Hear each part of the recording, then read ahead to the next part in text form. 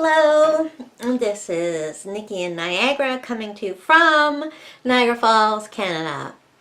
And this is going to be my October book haul. At least books that came in the mail. I don't think I bought any anywhere else. So this is a combination of I went and did some horror book buying from Book Closeouts. They had a sale on, and other books are books that are pre-ordered. There's manga, there's graphic novels, and then there are mystery thrillers which I receive from mostly Penguin House Canada. No, what do they call themselves now? Random Penguin, no. Penguin Random House in Canada. I do get books from a couple of other companies as well, but not on a regular basis because I only choose books that I'm going to read. So let's get to it. I have opened all the envelopes and all the boxes so that I will be able to just grab them and do it because it'll be faster than you having to sit here and watch me open or struggle to open a box or an envelope. So let's get the show on the road. First one is from Amazon. And this is Tokyo Ghoul Re, Volume 1. This is a new Tokyo Ghoul manga. We have the original Tokyo Ghoul ended. I have 2 volumes left to read before I can start on to this new one. But this, not sure if this is a prequel or a continuation. I'm not going to read the back, so it won't make any sense to you if you haven't read the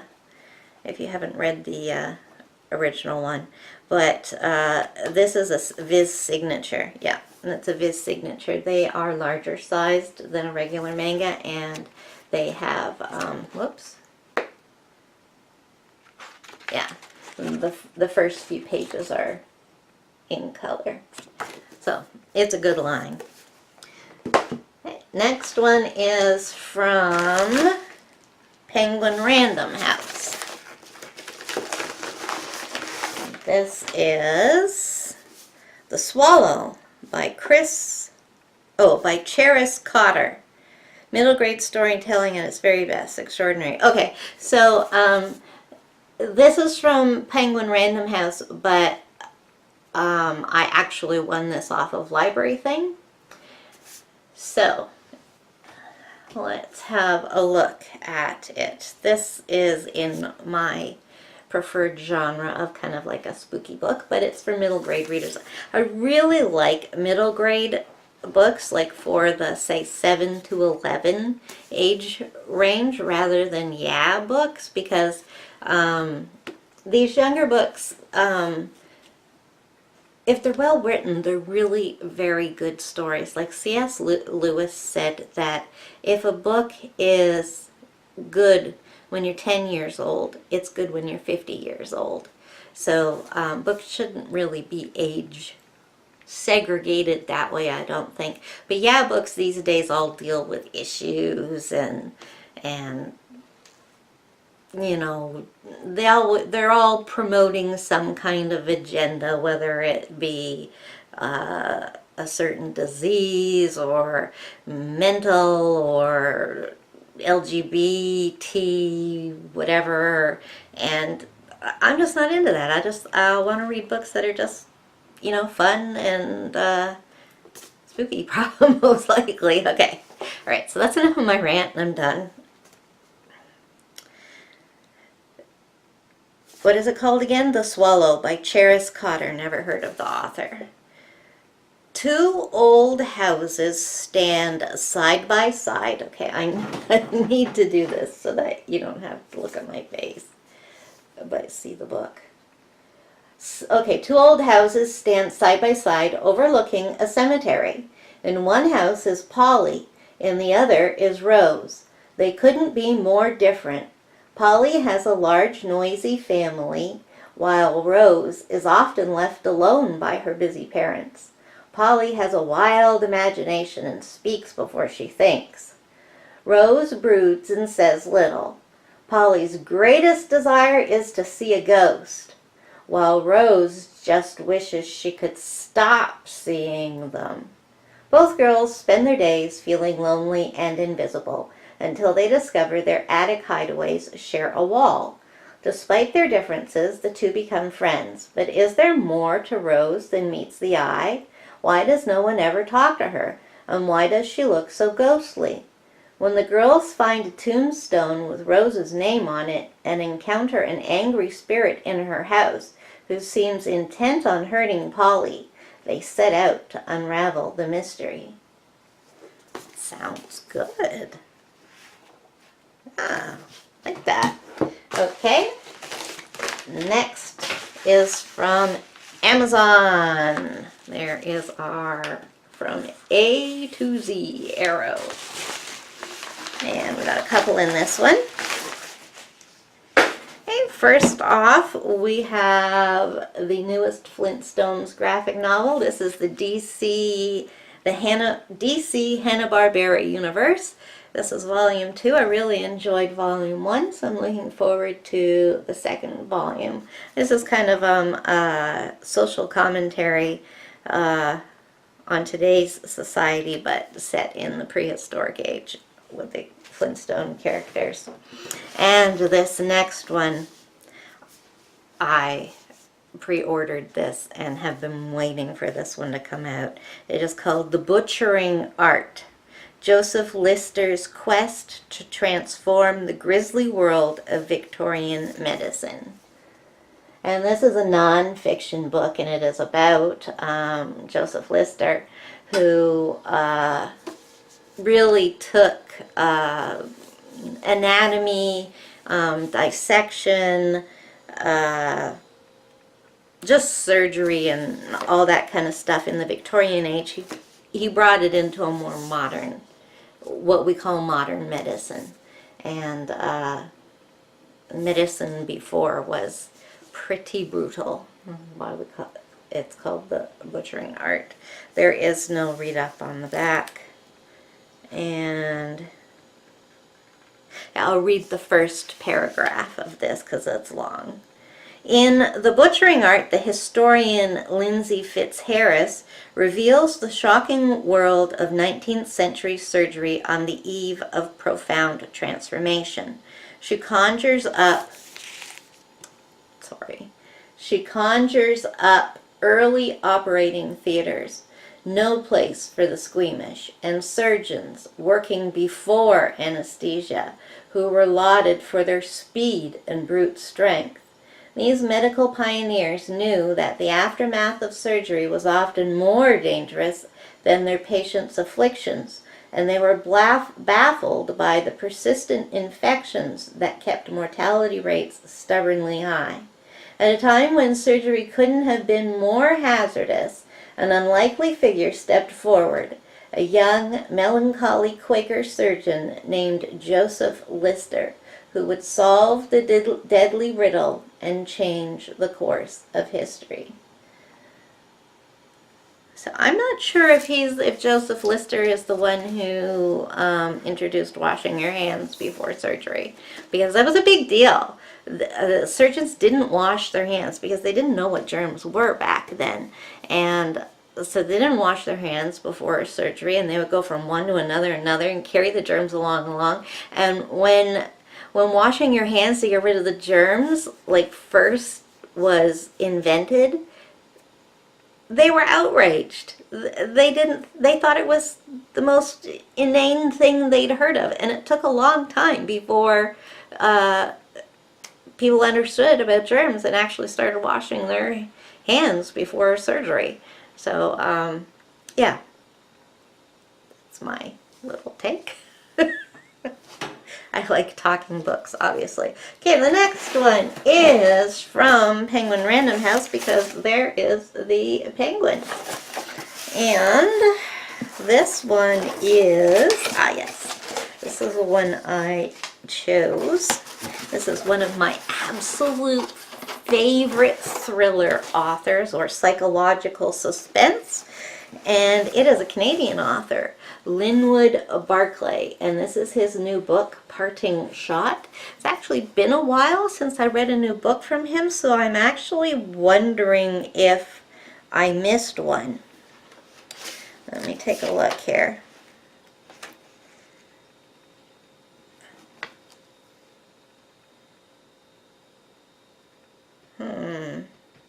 I may have. But this is in his new series called Promise Falls, and it includes characters from all his previous books. So I'm not sure where this fits in the series, but let me read the blurb on the back, okay? His books are awesome. Really, really good thrillers. Promise Falls, a once idyllic community struggling to recover from a catastrophic act of revenge. Okay, so I'm going to have to make sure that I am reading the next book. I'm going to have to look and see where I stopped reading, because if I haven't read the book that comes before this one, I need to do that first. Finds it's still home to those looking to exact their brand of justice. The latest target is Jeremy, a teenager who enraged the public by driving drunk, killing a girl, and getting off lightly. Strangers on the internet are tracking his every move, and they are set on retribution.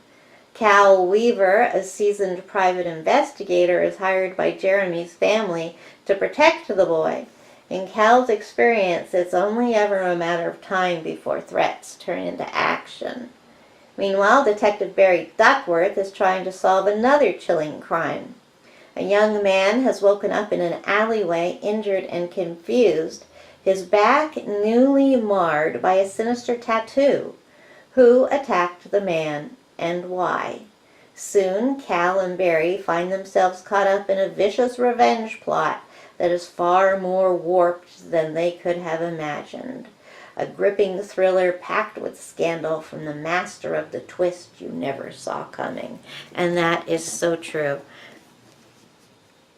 Linwood Barclay's books always have a major twist that just totally shocks you. Sometimes there's two of them. So, yes. Next box is from Amazon again. And in here we have, yes, this is a pre-order as well. This is a huge book.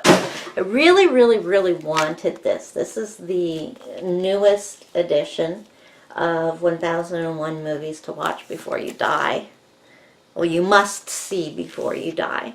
I don't have a previous copy of this. I do have an old copy of 501 Movies You Must Watch Before You Die. But our family's gotten into watching movies again. And I'm really interested in watching some of the movies from the 60s and 70s that I never really saw. And I'm just really interested in movies in general. So this is going to be a fantastic guide. We'll just keep in the living room, and if we can't decide what to watch, we will pick something out of it. Let's say, okay, right now, I'm going to watch a movie. I don't know what to watch. So I'm going to open up this book. Here's the book. I'm going to open it right here. And this is the movie I will watch. If there's a different one on the right and the left, I'll read the book. I'll watch the movie on the right. Oh! Okay. It's a big book and hard to open. Oh. The movie that I opened up to is Blade Runner. The original Blade Runner. I have seen it, but when I saw it, I was way too young to understand it, because I just thought it was like cool, but I didn't get it. And now the new Blade Runner movie is out, or coming out, I don't know. I never know what's out and what's not. But I want to rewatch the original Blade Runner before I watch the new one. So that worked out really well. That was just imaginary, though. I'm not really going to watch that right now. Okie dokie. The next package is from, you guessed it, Amazon. And there's more than one in here. Okay, one of the things that I'm also including in this book haul is DVDs or Blu-rays, because I pick those up every now and then when from the under $10 or the under $8 sales come out. And I got this one for us to watch on Halloween night. Rocky Horror Picture Show! Yay! Oh, includes both the US and UK versions of the film. I wonder what was different.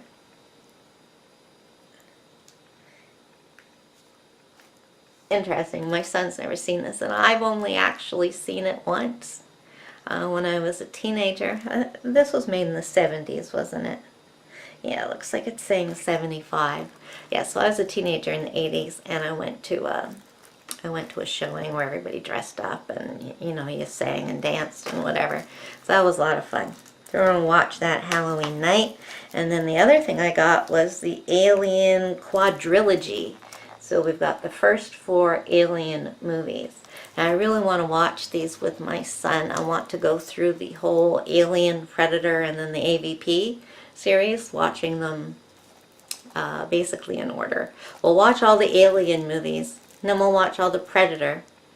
I don't know, is there more than just the 2 original ones that are just Predator? And then we'll watch all the AVPs. So really looking forward to watching the first Alien movie again, because that's epic. Okay, then we got a couple of manga books, which are actually for my son.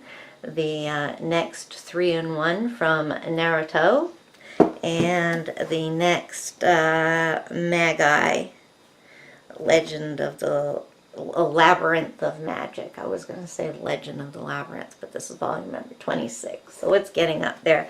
I am not up to date on these at all. I've read about 7 or 8 on the Magi books. They're really good, but we will get back to those. Okay, so the next is, I just thought I would keep this so I could show you what I got in my Nocturnal Readers box. These are just the books. And, oh, my nose is driving me nuts. Stupid allergies. But I'm not going to read about these because you can watch my unboxing of this box, and I told all about them in that. But the books that I got were Cold Moon Over Babylon by Michael McDowell.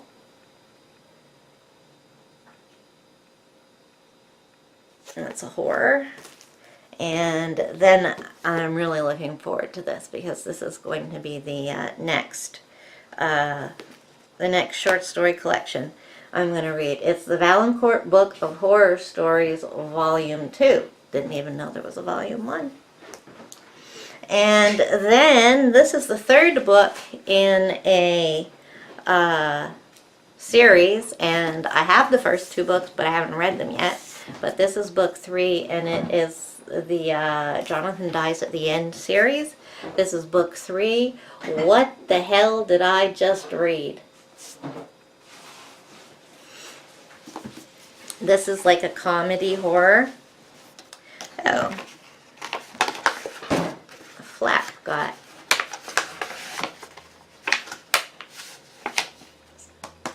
The flap got folded. Okay, so yeah, I'm not going to read.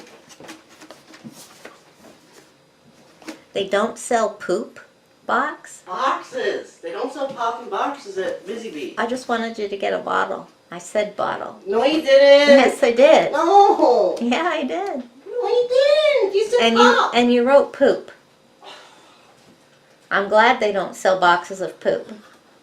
You said boxes. No. I assumed you said boxes. Well, you assumed I said box because we always buy boxes, but I said I'm bottle. not going back, okay?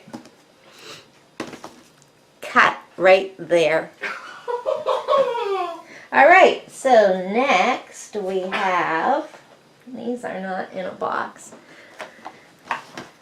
so I'm not sure where these came from, but I got the original Sinbad and the Eye of the Tiger, and this is the very Ray Harryhausen version. I'm not sure if how you pronounce that. Could be Harryhausen. That sounds better, Ray Harryhausen. So I was just like an absolute huge geeky fan of his when I was a kid. Whenever one of his movies came on, I would be watching it. So this is the one with the, oh, not sure which one this is. But anyways, that, and then I got the double feature of Tomb Raider and the sequel, which is called Tomb Raider, The Cradle of Life. And you want to know an embarrassing fact? I have never watched Tomb Raider, so I'm looking forward to that. And then my latest issue of the British magazine Real Crime came in. This is, I don't think they put the dates on them, but it is issue 29. Obviously the main story has something to do about Charles Manson. Actually, I'm getting pretty tired of Charles Manson. I have read a lot about him. Starting with when I was a teenager, I read Victor Bugliosi's Helter Skelter, and I think it was 2 years ago now that I read I'm wanting to say Jeff Gunn or Jeff Ginn.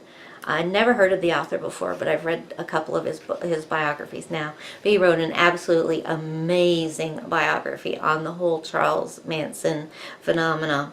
I think it's just called Charles Manson, a biography. And it just talks about the whole era, the time, his history, the historical setting that Manson was placed in, and it's just amazing. Once you've read that, you don't need to read anything else about Manson. What else is on here? Not really anything I've heard of. What I like about this magazine is that it's British, so it's not American-centric. Yes, they do American stuff, obviously, Manson, but they do crimes and stories from all over the world. Of course, there's a healthy dose of British ones. There's also a lot of Australian. Canada usually pops up in there. And then, of course, there's all sorts of European ones. So I really like that. It's not your usual selection. Okay, so we're getting down to the end. The next is another book from Penguin Random House Canada. And we have Peter Robinson's Sleeping in the Ground, an Inspector Banks book. Now, I didn't request this one. They've sent me this one of their own volition. I've read a couple of Inspector Banks books, and I've read I don't know if Peter Robinson has done a standalone, but I read a book of his that wasn't in the series. Maybe it was maybe it was a short story collection, but I've read another book of his. So I like him, but I like to read books in order, and I haven't read the first books of this. I jumped in at like 8, and this was probably like, I don't know, 22 or something like that. So, yeah, but it'll be good. Let's read the beginning part. I probably won't read it all, but let's just read some of it. Detective Superintendent Alan Banks is called in to lead the investigation after a shocking mass murder occurs during a wedding outside a small church in the Yorkshire Dales. An exhaustive manhunt ensues, and the shooter is run to ground as the investigation follows its inevitable course. But Banks, his colleague D.I. Annie Cabot, and the newest and youngest team member, D.C. Jerry Masterton, are plagued by doubts as to exactly what happened in the churchyard that day and why. Have they apprehended the right suspect? Is there more to uncover? And I won't read any more. Okay, so now the final thing is, and I just have to pick up the box here because it's on the floor.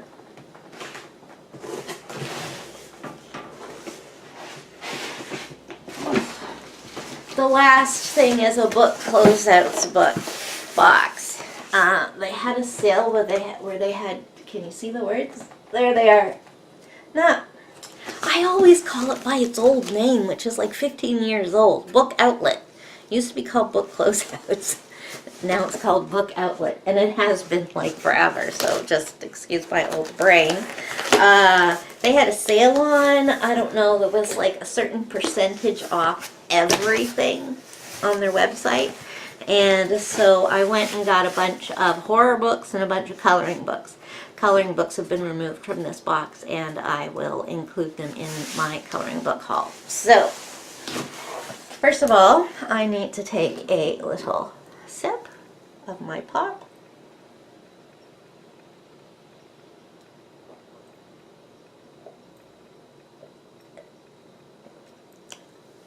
Okay, that was a big sip. Okay, there's a couple of things in here that aren't books. But as the first thing, cards. I picked up some sets of cards because I collect cards. I just love cards.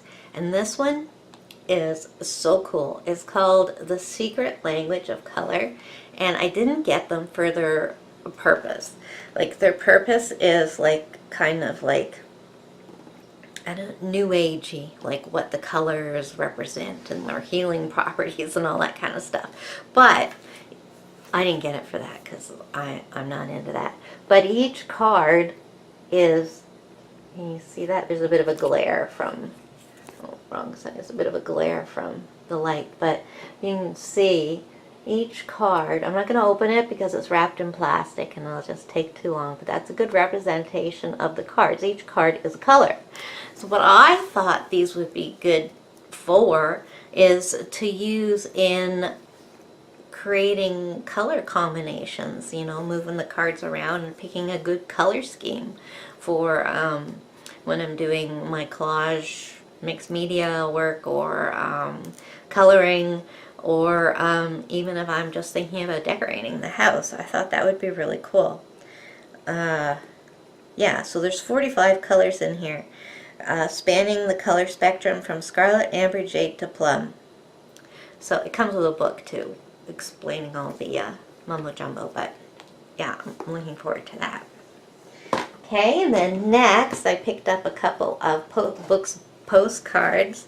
This is the little golden books. Everything I need to know I learned from this little golden postcard book. Now, I have her books. Everything I need to know I learned from a little golden book, and everything I needed to know about Christmas I learned from a little golden book, and everything I needed to know about love, which I learned from a little golden book. That was the Valentine's Day one. They also have a Disney one, but I don't like Disney, so I don't have that one. So they're just illustrations from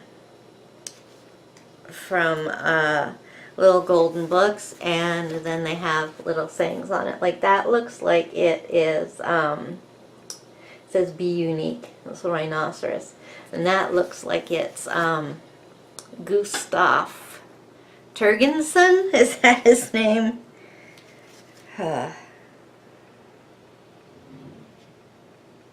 Oh, Tiber Gurgley. Oh, yeah, I have a whole book of all of Tiber Gurgley's little golden books. I had it when I was a kid, and I found it a while ago at a thrift store. Okay, so let's look at the next one. Oh, okay, this one's from Toodle. Learn something new. And there's the trains at train school. That's from Toodle. Let's check on the back. And that's Tiber Gurgley from Toodle. Okay, then, oh, this is from the Bremerton Musicians, I think. Make music a part of your life. Let's see.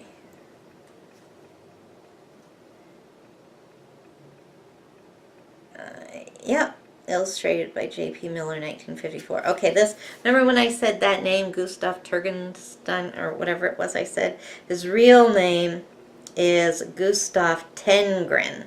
Here's the saggy baggy elephant. It was quite similar style to to that rhinoceros. That's why it says the simplest things are often the most fun. But to the actual books that this is based on, they have really kind of like witty sayings on them. They're aimed at adults who read those original little golden books, but they're age appropriate for anybody. Okay, so now we have one of my favorite authors, Jennifer McMahon, and this is The Night Sister. So let's see what it has to say about this. Dear Mr. Hitchcock, do you believe in monsters? Sincerely yours, Miss Sylvia A. Slater, The Tower Motel. In the 1950s, the Tower Motel, with its namesake tower, was the shining attraction of tiny London, Vermont. Now it stands in disrepair, alive only in the memories of three women, Amy, Piper, and Piper's sister Margot. They played there as girls until the day that their games uncovered something dark and sinister in Amy's family's past, something that ruined Piper and Margot's friendship with Amy forever. As adults, Piper and Margot have done everything they can to move on. Piper lives in California while Margot has devoted herself to studying local history and starting a family, until one day Piper receives a panicked call from Margot. Amy and her family are dead. Supposedly killed by Amy's own hand. And before she died, Amy scrawled a message that the two sisters know was meant for them. 29 rooms. And I'll stop there. Sounds good. I like this author. The Winter People. That was a good one. The one I left behind. Oh, Dismantled. Promise not to tell. Yeah. Okay. She's good. I like her.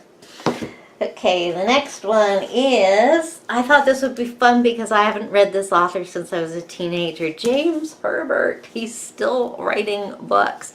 I remember he had like Fog.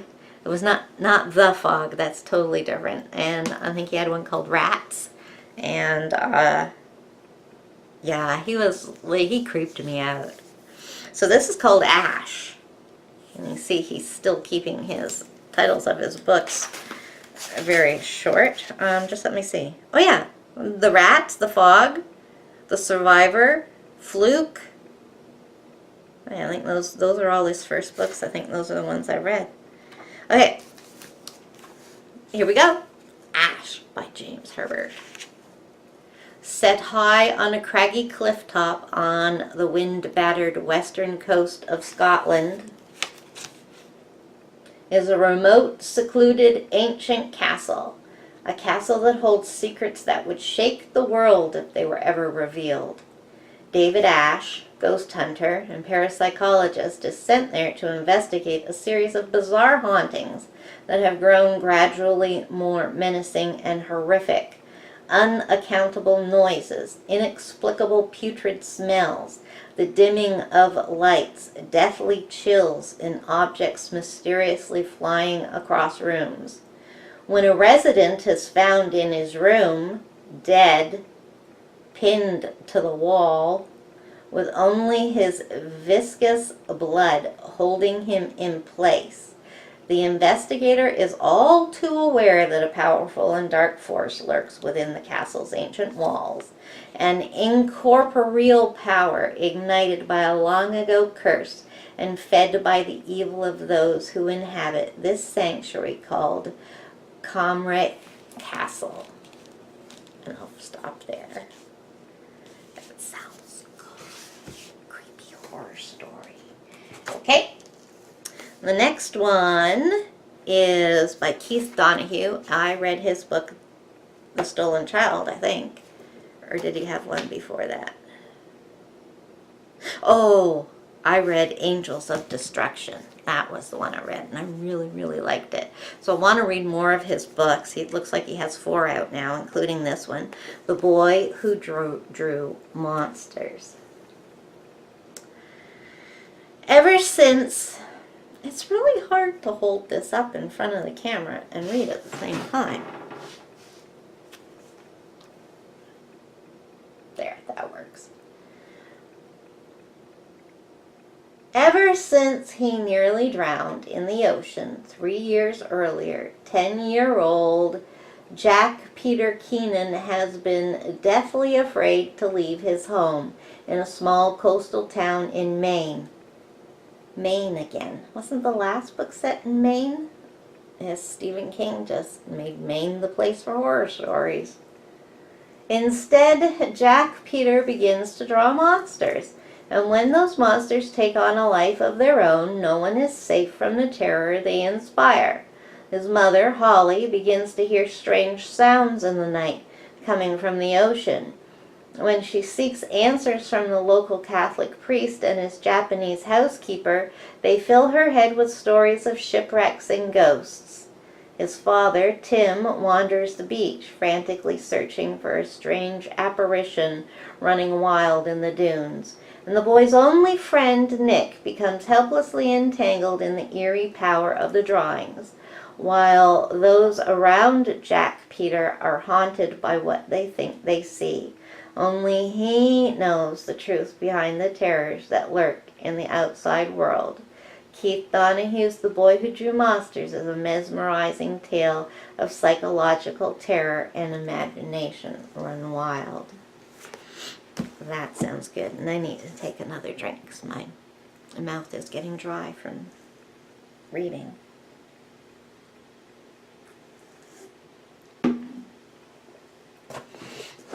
Okay, this next book I got because I got a really good deal on it. And it is the Stephen King companion, 4 Decades of Fear from the Master of Horror. Now, I already have a Stephen King book which is discusses all his books. So once way back in 2007, I started a project where I was going to reread all of Stephen King's books in chronological order. And I am learning so much about his writing style and him in general from reading his work in chronological order. So anyways, when I finish reading a book, I go to the source book that I have. I can't remember what it's called, and I will read what it has to say. While I'm reading the Stephen King books, I look for connections to the previous books because he has a whole universe where his books are all interconnected and characters, places, events, whatever. So I look for those and I make note of what I see. But then I read from the other book and it tells you the connections, and I'll see if I missed anything. And it just gives you some information. But this one sounded like it would be different, and this one is newer. It goes up to The Bazaar of Bad Dreams. I don't know what the other one goes up to, but it's not quite this far. Oh, and this is illustrated. I'm not going to read the back here, but this includes all his output. It says his prodigious output: juvenilia, short fiction, limited edition books, best-selling novels, and film adaptations. And it's kind of like a biography on him as well. But it is divided up into books. So I wonder if it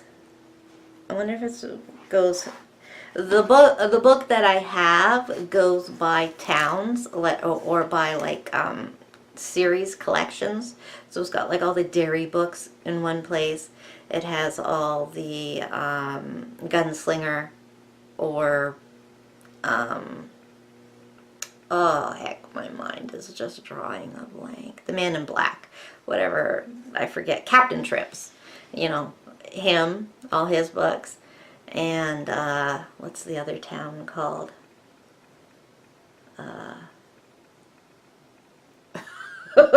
I'm drawing a blank. But anyways, it's divided up this way. This book looks like it is written Yeah, it is. It's written chronological. So I can start reading this until I get to where I am. The book that I am currently reading is It. So I'm still in the 80s. It has taken me a long time. But anyways, I won't go on about that. I don't know. I don't know what you guys want to hear when I do a book video. Do you just want to see the books I got, or do you want to hear me ramble on about my opinions and what I think and what I'm doing? And because I mean, I could talk books forever. So on to the next book. And I had to get this because I just love Clive Barker. And this is Mr. Begone. I think I actually might have gotten 2 of his books. This isn't the Pinhead one. No. Okay. So I got this one just because I haven't read it and it sounded good. Burn this book. You hold in your hands not a book at all, but a terrifying embodiment of purest evil. Can you feel the electric tingle in your fingers as you are absorbed by the demon Jacobok's tale of his unintentional ascent from the depths of the inferno? Do you sense the cold dread worming its way into your bloodstream, your sinews, the marrow of your bones, as you read more deeply into this earthly education and unspeakable acts? The filth you now grasp has been waiting patiently for you for nearly 600 years, and now, before you are completely in its thrall, you would do well to follow the foul creature's admonition and destroy this abomination of ink and paper before you turn a single leaf and are lost forever. You have been warned.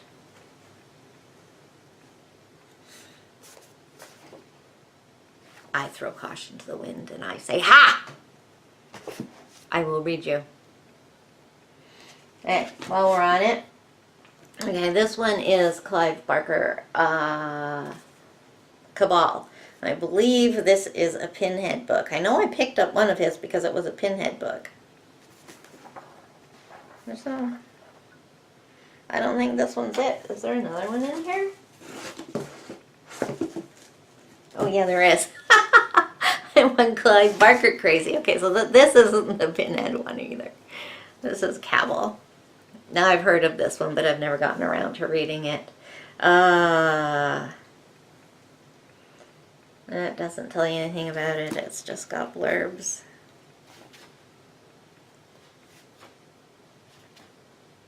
Yeah, nothing. I'll just read the little bit on the bottom that's not a blurb. It says, for more than 2 decades, Clive Barker has twisted the worlds of horrific and surrealistic fiction into a terrifying, transcendent genre all his own. With skillful prose, he enthralls even as he horrifies. With uncanny insight, he disturbs as profoundly as he reveals. Evoking revulsion and admiration, anticipation and dread, Barker's works explore the darkest contradictions of the human condition, our fear of life and our dreams of death. Okay. That tells us about Clive Barker's works, but it doesn't tell us anything about the book. Next. Let's take things in a little bit of a lighter direction. Another postcard book, but this time it is The Flower Fairies postcard book. Now, I just absolutely love Cicely Mary Barker's fairy pictures.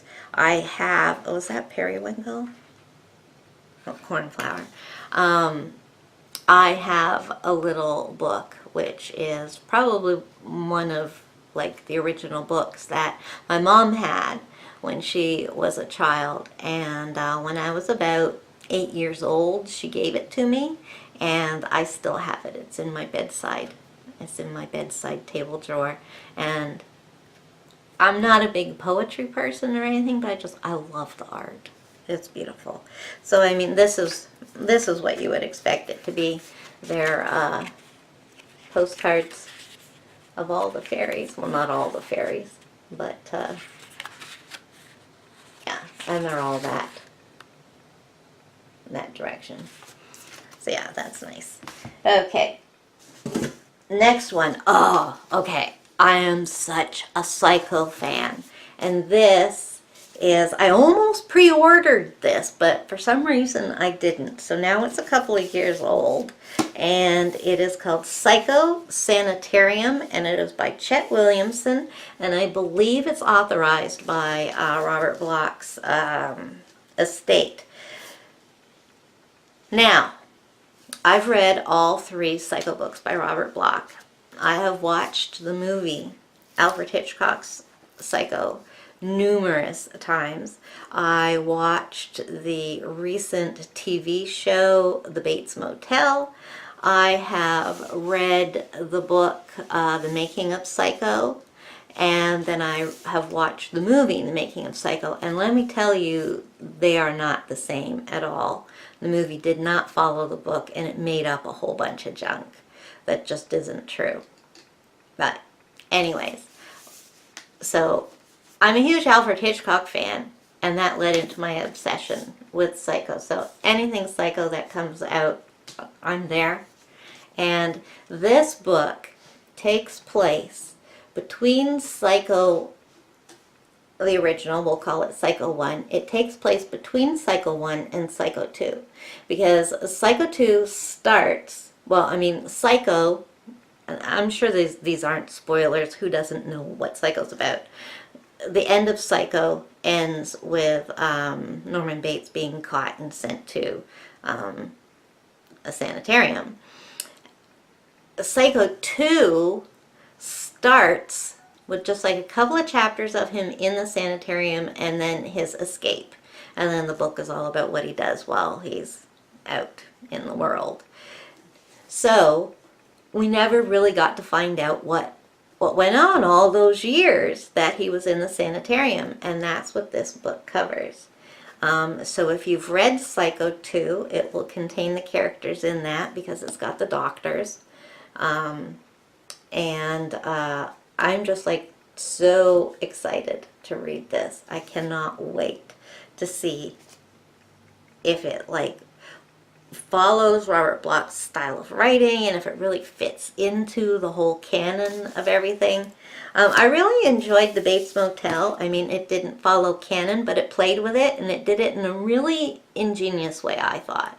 It really did. I loved the shower scene in The Bates Motel TV series, the new one. It was, some people just absolutely hated what they did to change it, but I thought it was quite ingenious and modern, and paid homage to Hitchcock's version. Okay, anyways. On another book rant. So the next one I have is a short story collection because I am addicted. I was going to say a something, but then I decided to say addicted to short stories. I read a short story every single morning of my life with my coffee. I can't get started in the day without having coffee, or 2 or 3 or 4, and it's just become habit that I grab my current collection of short stories and I read one. So this is The Uncanny Reader, Stories from the Shadows, edited by Marjorie Sander. Includes stories by H.P. Lovecraft, Shirley Jackson, Joan Aiken, Stephen Milhauser, Chris Adrian, Kelly Link, Jonathan Carroll, and many more. I've just seen Kafka on the back here. E.T.A. Hoffman. Oh, that's one thing I was really excited about. This starts off with E.T.A. Hoffman's The Sandman, which I've never read. And I have a beautiful, large, hardcover, illustrated version of E.T.A. Hoffman's The Nutcracker. And I had never read that either. And if you only know The Nutcracker from the ballet, you're missing a whole entire half of the story. So I highly recommend reading that. I read it for Christmas one year. Every Christmas I read a Christmas book. But I'm doing it again. can't stop talking about books. So these are stories, horror, ghost, whatever you want to call them, thriller, macabre stories from across time, the early days, up to modern writers, and the authors are from all over the world. It says Egypt, England, France, Germany, Japan, Poland, Russia, Scotland, Sweden, United States, Uruguay, and Zambia. So this is going to be a good collection. I'm sure there'll be quite a few in there I haven't read. Okie dokie, now we are going to get to the Clive Barker book that I picked because it was a Pinhead book. Oh, I need to have another sip.